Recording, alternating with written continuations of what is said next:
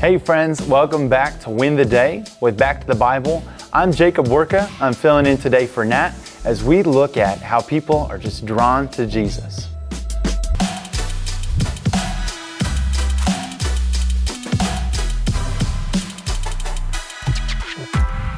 What's the last thing that you saw go viral?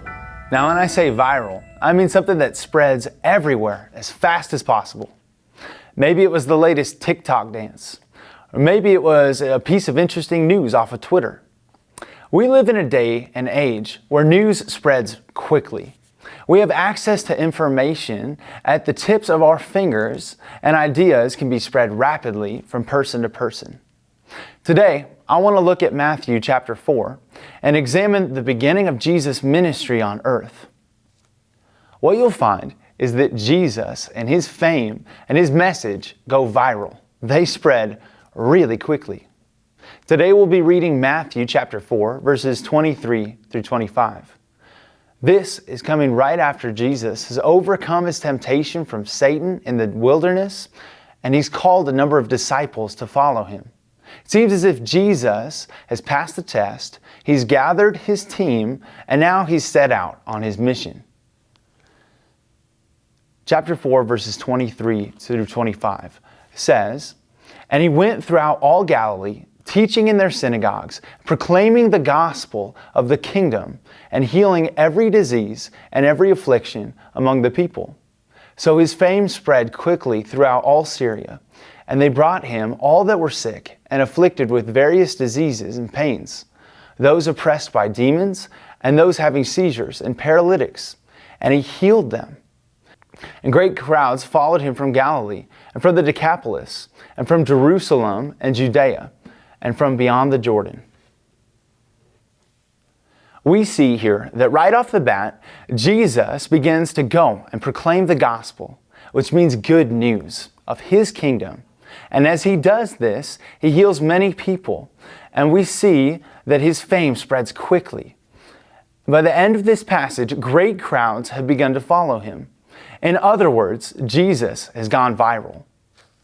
That's amazing.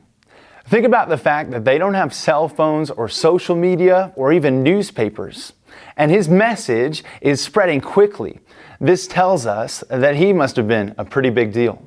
Everybody must have been talking about him and talking about what it is that he's doing.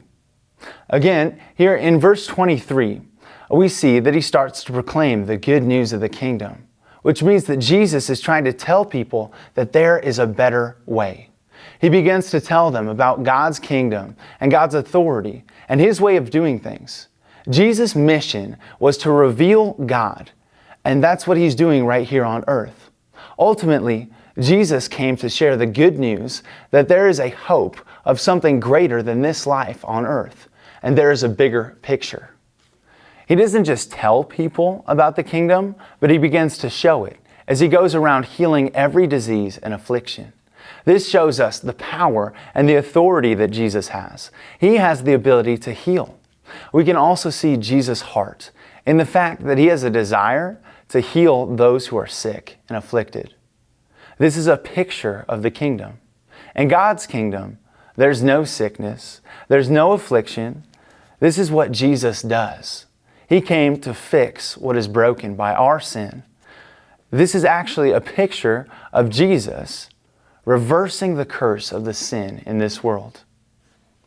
Maybe as you read a passage like this, you begin to wonder why Jesus still allows pain and sickness in the world when he clearly has the power to heal it. I can't answer every question, but I know this. Even as Jesus healed many people in his ministry on earth, he didn't heal every single affliction and sickness on the planet. That's because there was something greater than just physical healing that Jesus was after. He had a bigger purpose in mind. He came to proclaim the good news of the gospel, that he would provide a way to overcome the sickness called sin, and that he could take it away forever.